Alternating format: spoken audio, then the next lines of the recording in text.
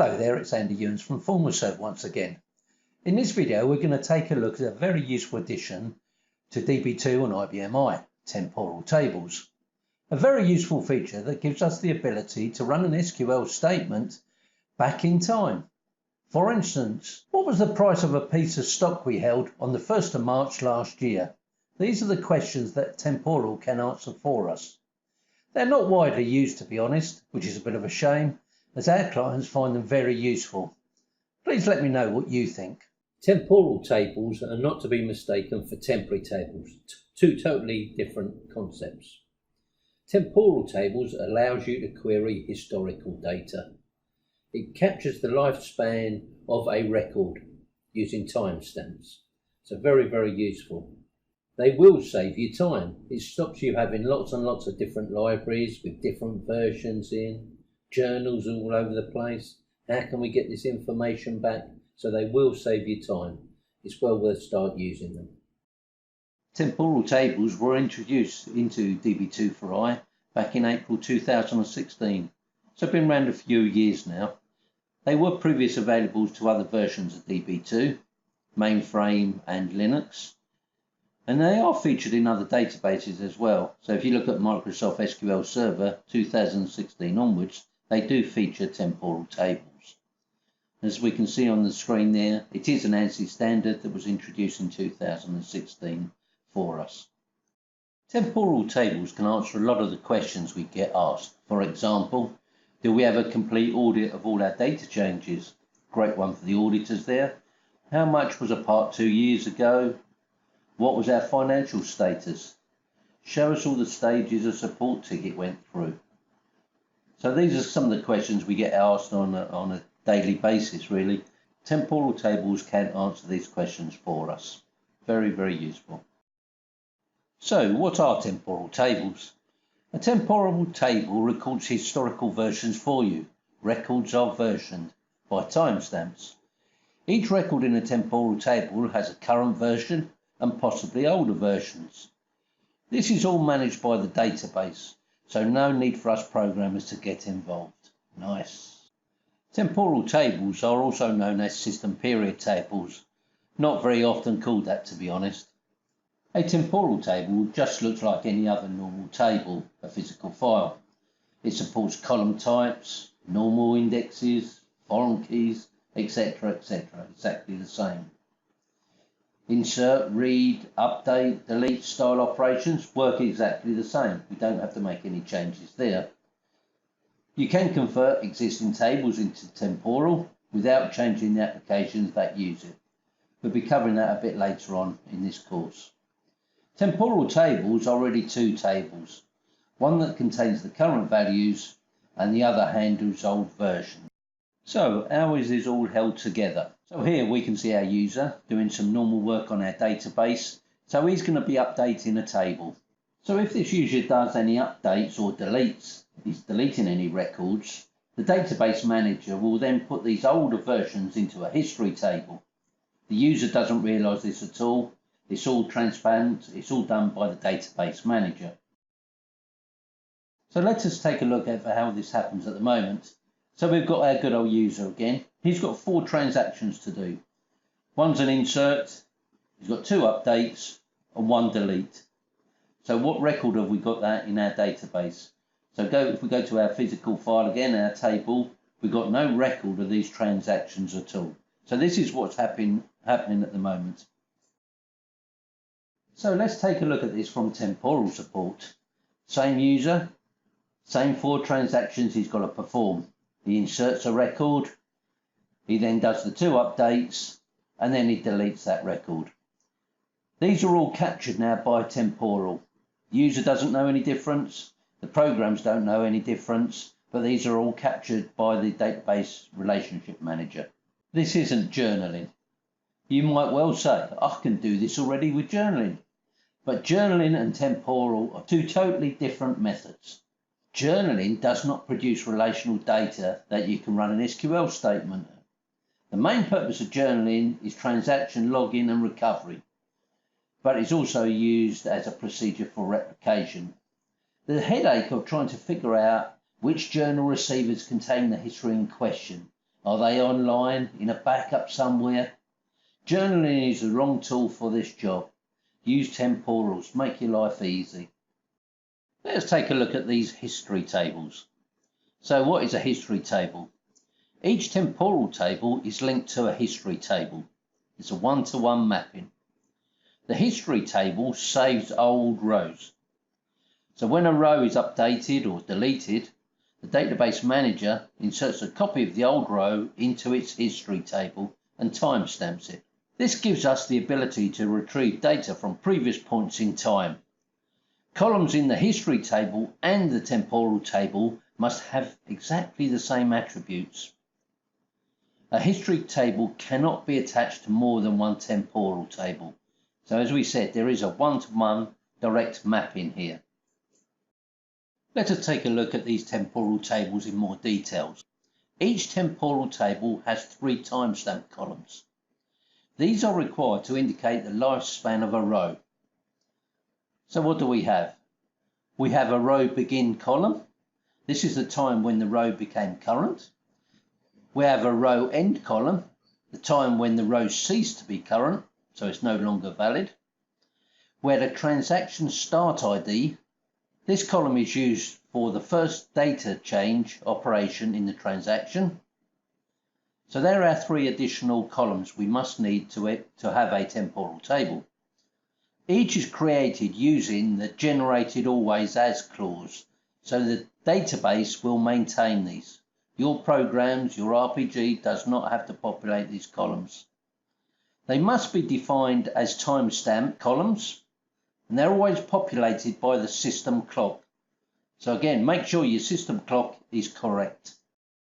The next thing we have to have for temporal tables is the system time period.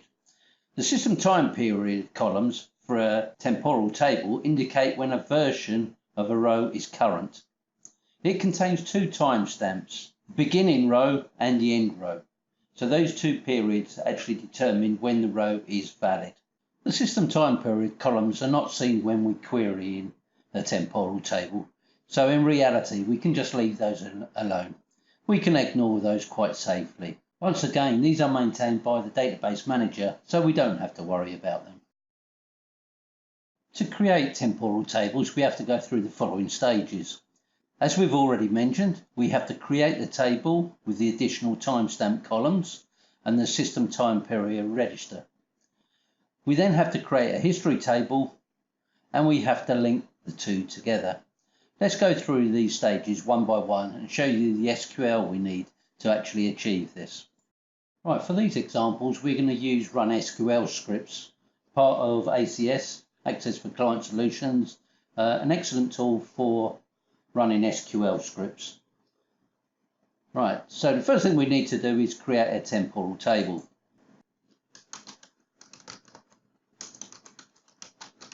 Create table, exactly the same as we would before. We're going to call this contact info. So we just add our normal columns as we would before. For example, name, var jar 50.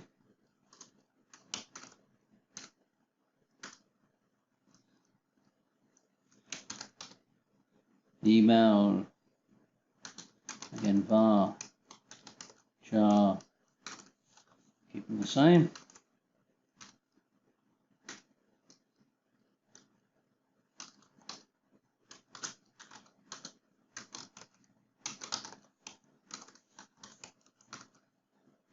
So this is all the columns we're going to add at the moment. I'll take my cursor out the way, my mouse out the way so you can actually see it.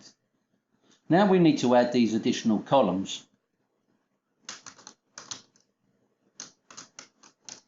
You can call these columns, these additional temporal columns, any name you like. To be honest, I always keep them the same, just so I know what I'm talking about, but it is personal preference. System start, timestamp as 12, not null, generated always as row begin. So that's our first one, our first temporal column. Sys end. Again, has to be a timestamp 12, not null, generated always as row end. Now we have to add our transaction start ID column. TS ID. Again, call that exactly what you want, doesn't really matter. Timestamp 12, not null, generated always. So the database manager will populate these fields, these columns, as transaction start ID. Now we have to do the special register, the period system time register, stating the start and the end timestamp columns. So we do period system underscore time, and the first column is called sys start, and the end column is sys, keep it in uppercase, sys end.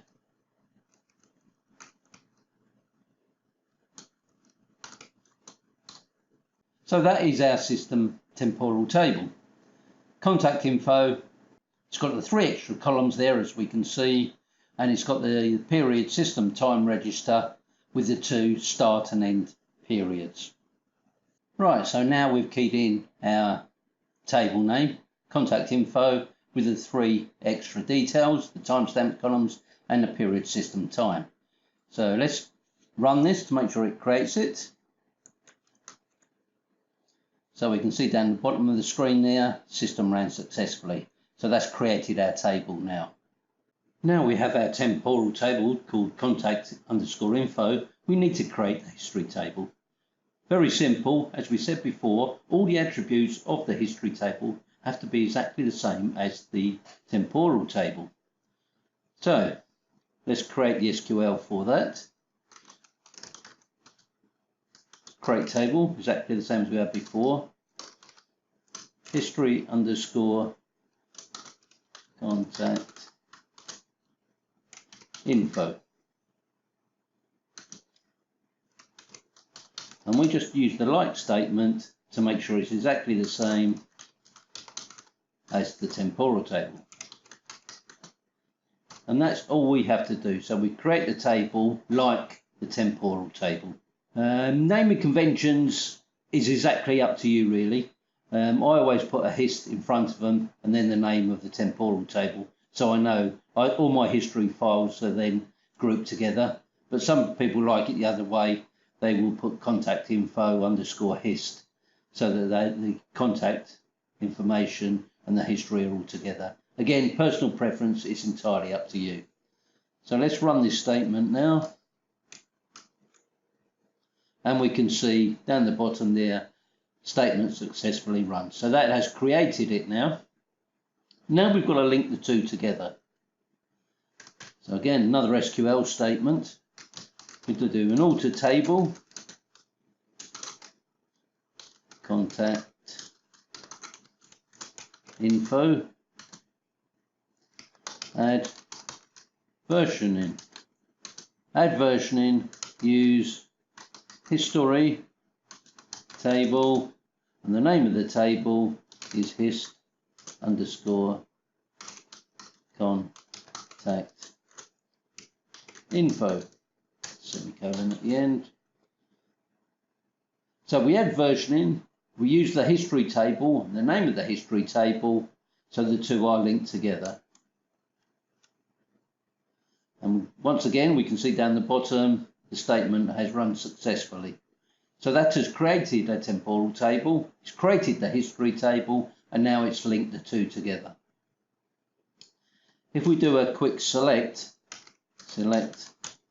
everything from contact info. Obviously we haven't got any records in there yet. And we run that one. We can see our columns down the bottom here. So we can see name, email, telephone number, which are our normal 3 columns. The temporal columns, system start, system end, and the transaction ID, transaction start ID. So that has created it. So we're all ready to go now. So if we go back to our green screen now, if we look in our library temporal, the schema we use for these, we can see our contact info information and the history file below it. So you can see it's just created those as normal physical files with data. So let us now take an existing table and create it into a temporal table. So what do we have to do to achieve this? So we take our table and we've got to add our 3 timestamp columns. Always has the 3 timestamp columns, row begin, the row end, and the transaction start ID. So we have to add those first. So we do alter table to add these columns to it. Then we have to add the period system time register. Once we've done that, next stage is to create our history table. So again, a create table for that. Once we've got those 2 pieces in place, we then have to do an alter table on our existing table to add versioning. And that is it. But be aware, this does change the record ID, the file record ID. So if any programs you've got using this existing table, they will have to be recompiled. So let me just show you how we do this. We have an existing table here. Select asterisk from. So we've got an employee file. Just run a quick select over there to show you the columns on this. So you can see below all the columns we got on there. Typical employee file, employee ID, surname, first name, etc, etc, etc. So now we've got to add these additional columns to it. So a quick alter table employee, add column. So the first one is start. We know it's a timestamp. 6x12 for the length. It's not null. Generated always as row begin. So we can see very similar to as we created the table. Let's just copy this line because these columns are very, very similar.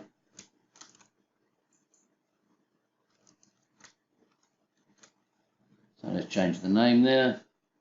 So we've got system start, we put in the system end.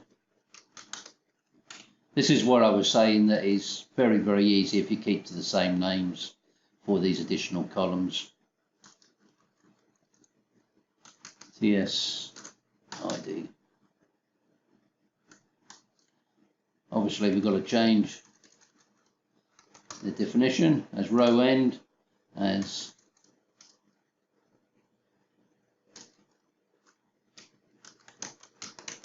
transaction start ID. And we have to add the period system time. Add period system underscore time. And the 2 timestamps are sys start and sys end. Move the cursor out of the way so you can see this. So alter table, add the 3 columns, and add the period system time register. Once we're happy with that, let's run it. We're not in the statement, so it didn't run. Control R to run the statement. And we can see it has successfully run. So now if we do a select on it, just come up here, Control R on that one. We go right over the other side, we can see our additional columns we have. The next stage we have to do is create a history file. So create table hist underscore employee like employee. So nice and simple, it's going to pick up all the attributes from our employee file and create our history file. We run that statement. We can see it's run successfully. Now we have to start the versioning on our employee table. So alter table, move my mouse out of the way again, alter table employee, add version in, use history table hist employee. So we alter our table, our existing table, employee, we add versioning to it and say you've got to use the history table called hist employee. We run that and we can see that has successfully run. So that's the stages we need to create temporal from an existing table. As we say, beware, it does change the level ID of the file. You may need to go back and recompile all your RPG. So just be aware of that. Now I'm going to show you how easy it is to create temporal tables using ACS. So we're going to use the schema function of ACS. So we go across and select schemas for the system we're running on. Make this full screen so you can see exactly what we're doing. I'll expand our server, go into schemas. So here we can see all the schemas. We're going to be using the temporal library, temporal schema. Go into tables. So we can see here the tables we've already created, our contact information and our employee with the two history files. So if we right click tables, go into new and in table. In this example, we're going to create a suppliers file using the GUI. A lot easier to use, but it doesn't give you some of the flexibility. There are some limitations, but I'll cover those a bit later on. So in our new table prompt, first thing we have to do, fill in the name, obviously. Just going to call it nice and easy, suppliers. The schema we want it to be in. And the box we need to tick down here is system period. So system period table is a temporal table. Comes up and asks you what the beginning column is and the end column is. We haven't specified that yet, so we don't need to put anything in there. Let's go mad and put in some text. Supply temporal table. So that's filled in the first tab. Second one is columns. So let's add column to it. So the first name is going to be supplier ID. It's going to be an integer. It's going to be an identity column, so this column will automatically get generated with values. And we don't want to cache any values because we want it to be sequential. Put some headings. Supplier ID for the headings and the text supplier ID. And we do add to that. Next one we're going to do is supplier name. It's going to be a bar chart. We'll make it a length of 50. Haven't got any defaults, so we can just change the name on the heading and on the text supplier name. Do add to that. Next one, supplier city, for example. It's going to be varchar, and we keep that as 50 again. Supplier city.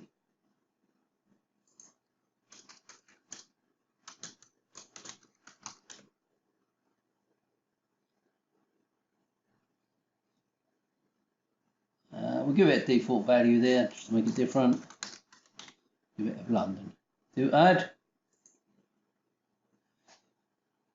Right, let's just close that for now. So we can see our three normal columns, supplier ID, name and city. Now we've got to do our temporal columns. Very easy to use using this GUI. Column name, keep them the same as we did before.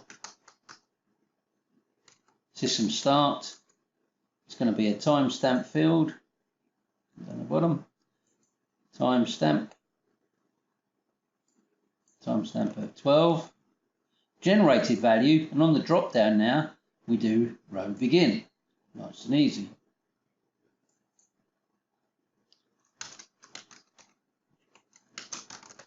System start for the headings and the text. System start. Do add for that. And the next one we do system end. Timestamp 12, exactly the same. And on the drop down for the generated value is row end. So we just have to change these over now. End. Do add. And the next one, transaction start ID, TS ID, timestamp 12, and in the generated value, transaction start ID.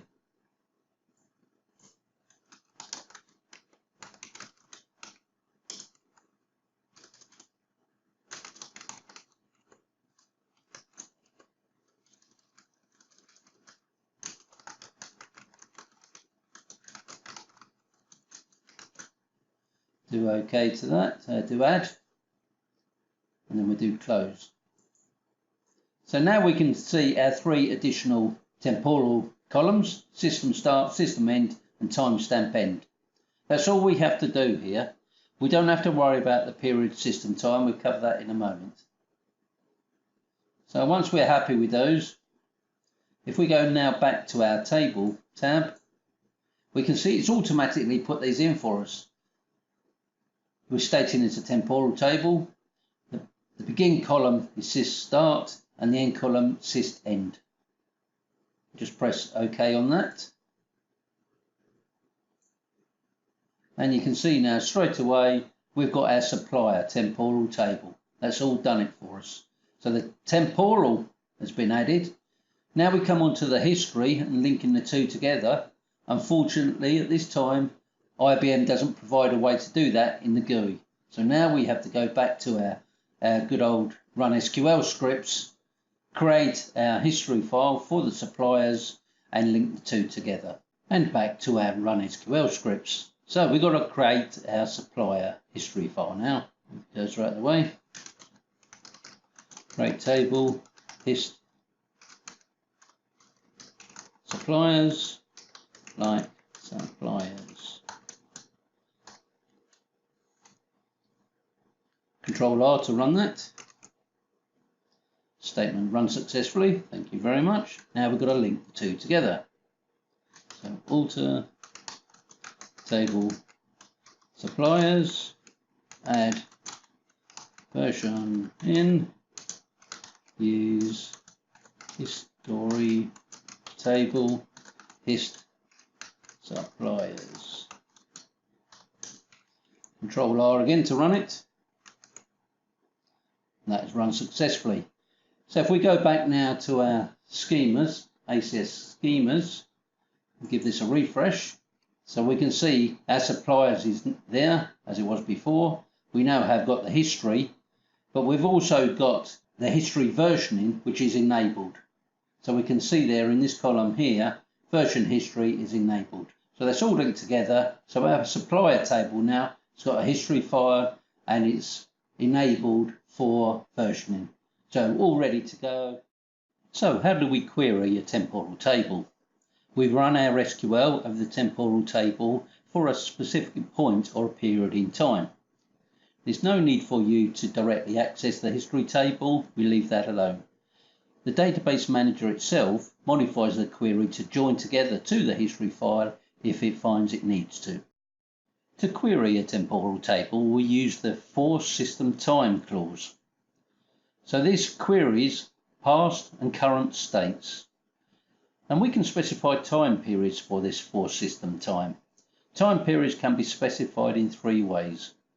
As of, specified in the date and time, a from and a to date and time, and between dates and times.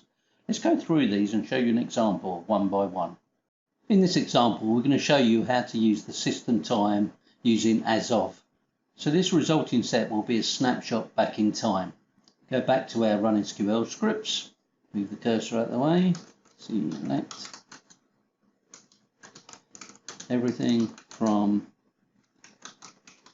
employee for system underscore time to say it's temporal as of, and we put in a date and time stamp, so 2020 -01 -10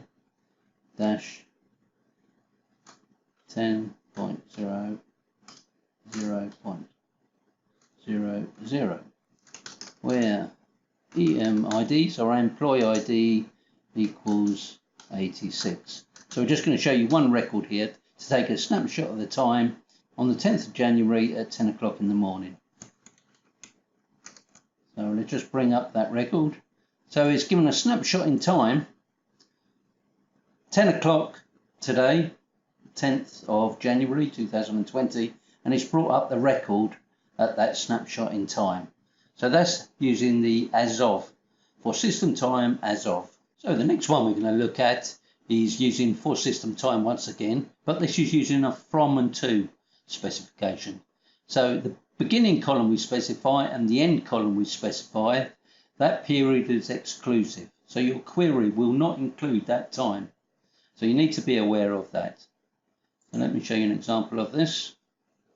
So again, we select everything from our employee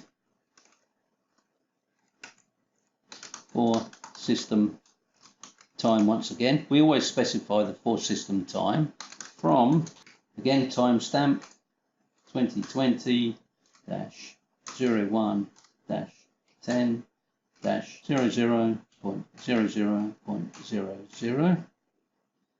So straight after midnight, and to timestamp once again 2020 -01 -10 -17.00.00. Again, we're just going to show you the records between that time period for an employee ID there of 86. Put a semicolon at the end again, and Control R to run it. So this is going to give us employee number 86 and all the changes that's happened between midnight today and 1700. So we've run that now. Let's bring up the results. So you can see here we've got 5 records. So names have gone from Andy, Bobby, Philip and Sam, the changes that have been made to this record during that time period. Please remember it is exclusive, so it's between those times. So the last one on the list is using the between. The difference with this one is the beginning column of the period is inclusive, while the end column is exclusive. Let me show you this one. I'll take a copy of the one SQL statement we've had before, as it's very similar. Down here, move the cursor out of the way. So for system time, to make sure it's temporal, take out the from, between. We'll change the time on this, so between 0900, change that, and so this is going to find any records that were changed at 9 o'clock in the morning right up to 16:59 in the afternoon. Way, so you can see that. Control R to run it, and we can see the results down below there. So 3 different ways we can actually do it. We can do as of, and we can do from and to, and we can do between and. So they're the 3 different ways we can query data using temporal tables. So how do we stop versioning?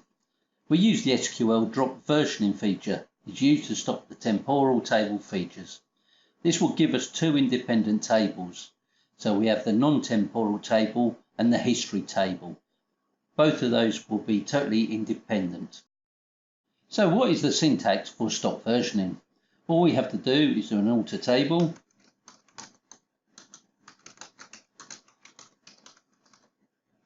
employee, drop versioning. That's all we have to do. So that will make two independent tables, which is handy if you don't need temporal anymore. The requirement's gone away. You're running out of disk space because the history files are getting too large. So very handy to do. And it won't delete all your history. It still stays there. So that's an independent table. And you can query that as often as you like. Right, let's wrap things up a bit and just go through some of the restrictions of temporal tables. Both temporal and the history table must be in the same schema, same library. They have to be in the same place. They both have to be journaled. Doesn't have to be the same journal. They can be totally different. But practice, really, I'd advise them to be the same journal. The history table can only be dropped if temporal is dropped or versioning is stopped. You can't just drop the history table if it's linked to a temporal. And as we've said previously, history must have the same attributes as the temporal table. And the last one on the list, history tables are read-only. If you've got all object authority or you're the owner of that history table, you can delete rows if necessary. Normal day-to-day use, they are just read-only. So that's given you a quick insight in the world of temporal on IBM i. A great new feature. Keep them coming, IBM. If you wish to see the rest of the enhancements that IBM has included for DB2, please visit us at learning.formaserve.co.uk. Thank you. See you again soon. Bye.